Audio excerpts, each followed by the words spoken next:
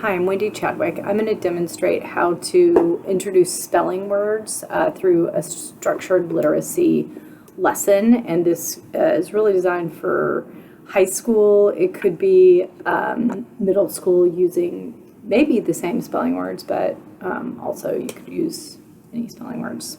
But make sure you have your spelling notebook out and you're ready to go. The first word I would like to talk to you about is pulp. Pulp. First of all, let's think, how many sounds are in the word pulp, or how many syllables? Pulp.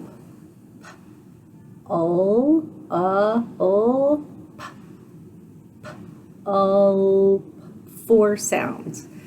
When you're writing this, I'm going to tell you what the letters are, and you're going to write it in your spelling notebook, and then I'll show you what it should look like in your spelling notebook. So turn to your P section. P, U, L, P. What does it mean? It's the fleshy part of a plant, right? Somebody said the woody part. So the plant, the fleshy part of the plant is the wood, or like a stalk of grass. What if you're talking about a fruit? Yes, so the fruit part is going to be the pulp. So that's the pulp. Like when you're getting orange juice. Who has gotten orange juice and they drink it and then it's got those little like pieces in it? Yeah, that's the pulp of the fruit. So you can get it pulp free if you want, but that's the pulp part. Pulp. So if I say, I would like orange juice with no pulp, is that a verb? A noun, an adjective? Are we describing something? Is it possibly a adverb? Are we describing a verb? No, it's a noun. That's what I heard you right. So after the word pulp, you're going to write noun, period. That's the abbreviation for noun. And then write out the definition. All right, so this is the definition. This is what you should have so far. Who would like to take a shot at what the language of origin is? Anybody want to guess? All right, on this one I had to do a little bit of research. So as you guys know, I have my own little research card because I like to do the research before class.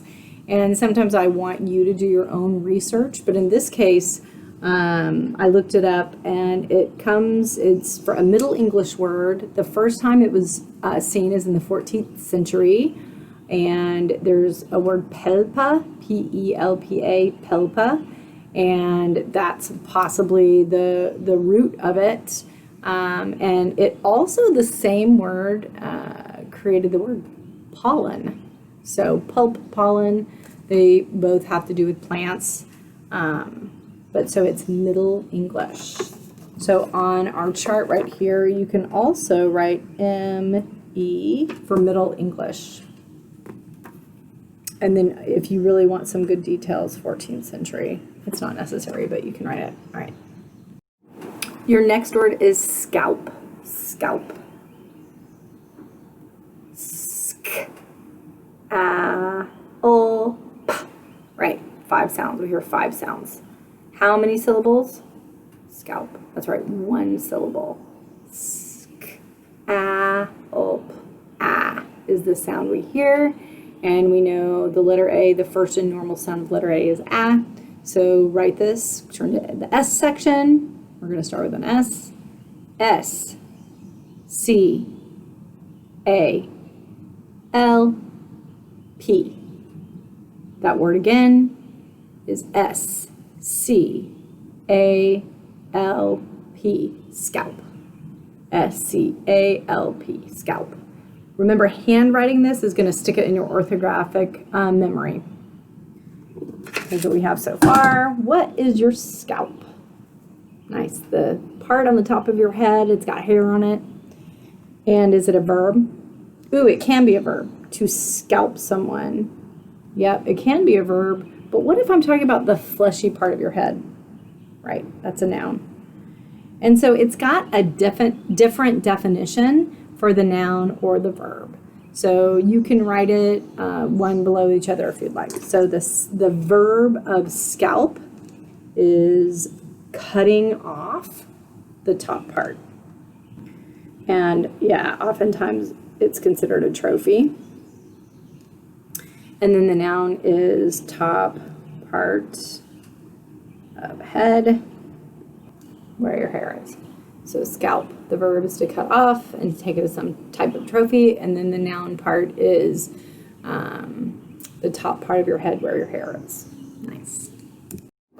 Okay, so the roots of this are actually Scandinavian and Old Norse. So, but the 14th century is the first time it was seen in English, and so Middle English. And then, interestingly enough, the Scottish have a word that they use the word scalp too, but it's talking about the top part of a rock.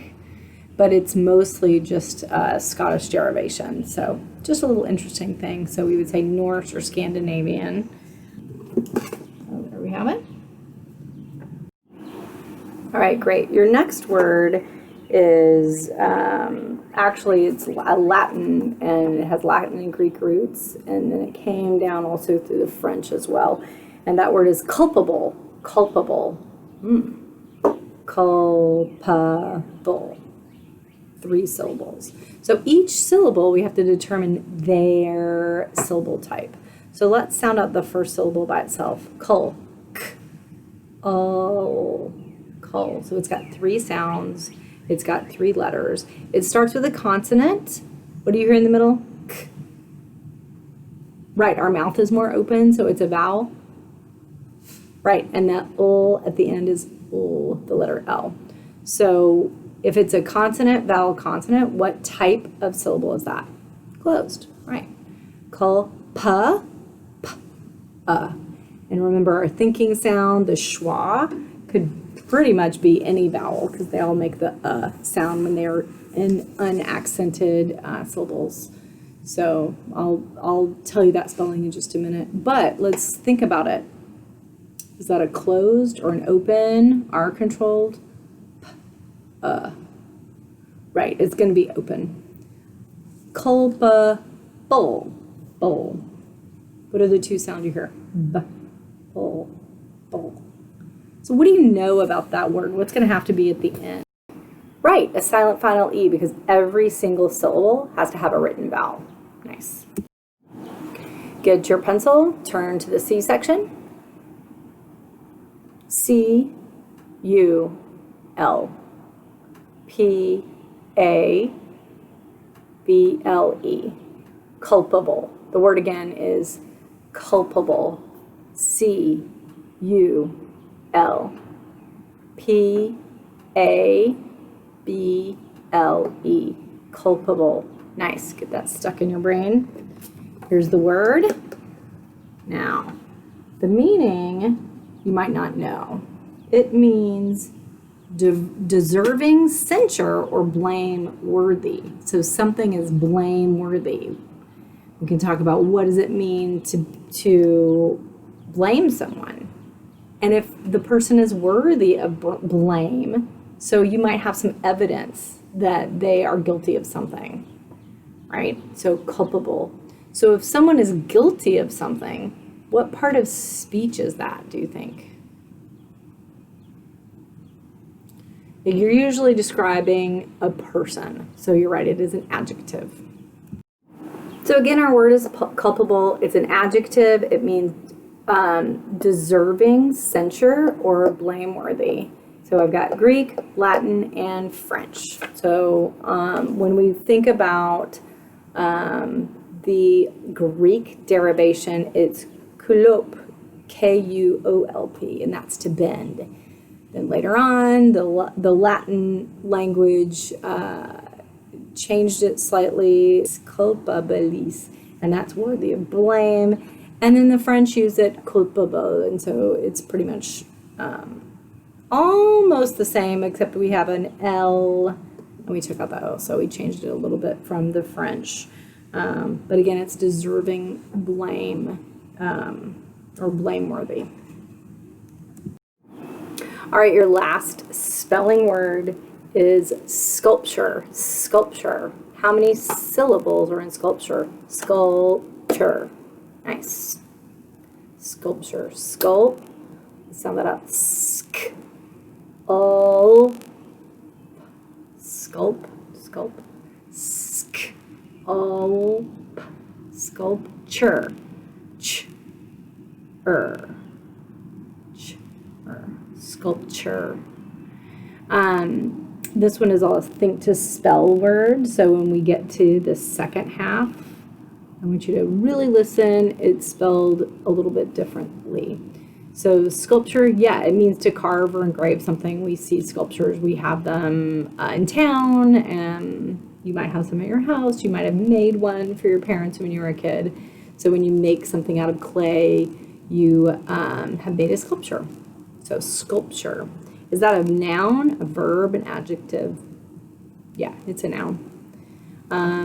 So turn back to your S part. I probably should have put these in order, but get back to your S part in your spelling dictionary. Sculpture.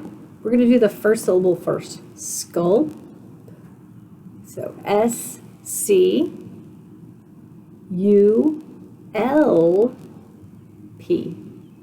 Sculpt. S-C-U-L-P. Chur is T-U-R-E. Remember, oftentimes when we see that T next to the U-R-E, the T makes that ch sound, and it goes chur. Chur. Right? Sculpture. Sculpture. S-C-U-L-P-T-U-R-E. Sculpture. Sculpture. Sculpture. Think to spell. Sculpture. S-C-U-L-P-T-U-R-E. Sculpture. All right, this is what you should have. Sculpture. It's a noun.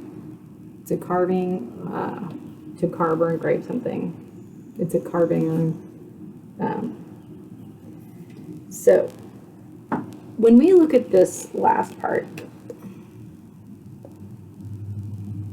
sculpture, that means that it's a result of something. It's a tool. So the sculpt, it's a tool. If you sculpt something, you sculpt it into a sculpture. So that's how you get to the noun parts. The ure part, U-R-E, is a suffix again, and we need to remember what those suffixes mean. It's an action, a result, or an instrument. All right, the last part of our lesson is dictation of sentences. So remember, you can use your spelling dictionary to find these. I will repeat them several times. I'm going to read through them pretty quickly. I'll read through them more slowly. So if you lose your place, just make a little space and come back to it. Keep writing the words that you do know how to spell. Remember, we're writing in pencil because you're going to need to go back and check the spelling. So when I grade these, the spelling counts, the punctuation counts. So be ready. Your first sentence is, the culprit placed pulp on my scalp. The culprit placed pulp on my scalp. What kind of punctuation do you think you need in that? Nice. Capital at the beginning, period at the end. Good. Number 2. The resulting sculpture held him culpable.